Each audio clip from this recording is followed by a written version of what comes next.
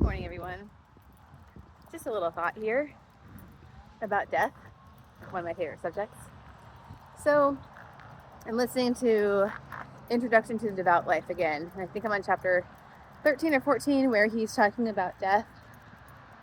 And just kind of once again, it reset me in terms of like detachment and how I spend my time and what I spend my time thinking about, and how easy it is for me to get sucked into worldly endeavors. So I don't chase after a lot of worldly things anymore, but even just parenting, I don't know, caring for my body, what's for dinner, like our state in life is so important. And I think a lot of times we don't trust ourselves to just do it, right? Like we almost want to find, well, at least for me, I want to find the expert. I want to find the voice that I can listen to who will tell me the exact thing to do, and then everything will be fine. But today, all of it could be taken from me, right? God could call me home right here, right now. And the effort I do to, like the over effort, I'm not talking about natural effort, but like the over effort to keep my body healthy, the over effort to, concern myself about how my children are going to turn out. But just these good and holy things we think about that are not, that in some ways can still distract us from God. Because, the devil, it's anything but God.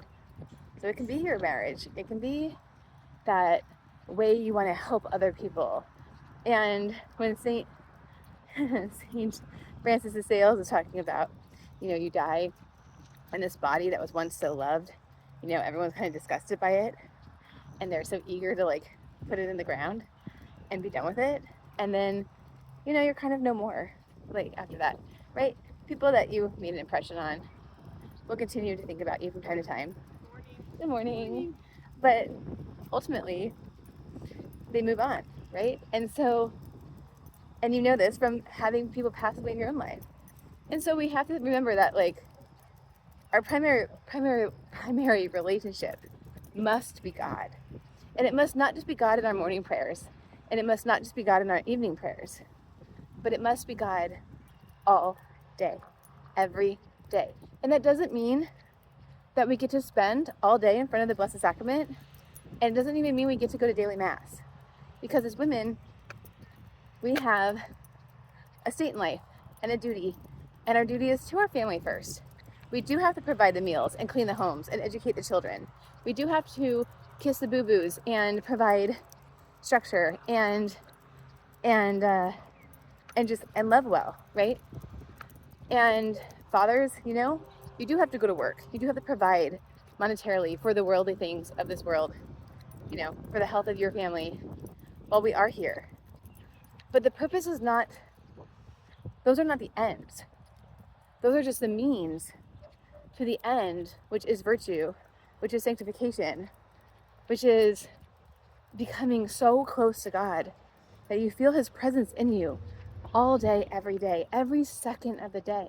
And anything that's distracting you from that, even if it's an expert that has good things to say, that seems to in some way help you, if it's taking you away from God, if it's somehow taking you to a place of fear or shame or frustration, yes, these emotions can be good, they can be informative, but ultimately our only purpose here is to become a saint.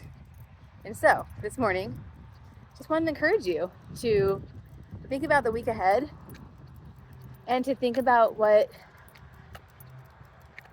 you're planning, where you're planning on going, how you're planning on spending your time, your commitments. Think about, if I were to die today, what am I attached to? What would I regret? What have I not done that I should do? Or not should, but I don't like using the word should. That would be a better way of spending my time. How can I love better today? How can I release what happened yesterday and years ago, realizing that the only thing about the past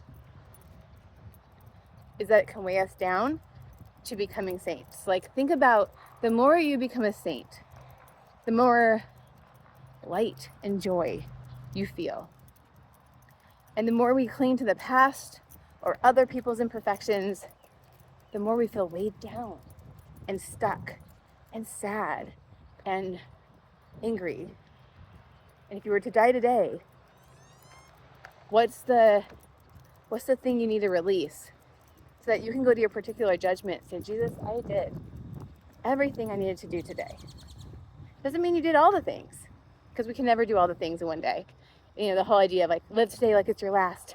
And people always like seek after pleasure, or they try to contact every single person they ever knew and say, I love you. That's not necessary. Just live today well. Live today in your state in life well. If you go to work, do that work the best way you possibly could. Adding joy and peace to your office or work environment. If you're home with little kids or any kids, you know, smile, hug them, show them Jesus' love, and guide them with a firm but gentle hand, the way our Lord does. Always forgiving, always adding grace upon grace, and giving grace upon grace. All right, guys, just a little thought. Text Christy. Bye.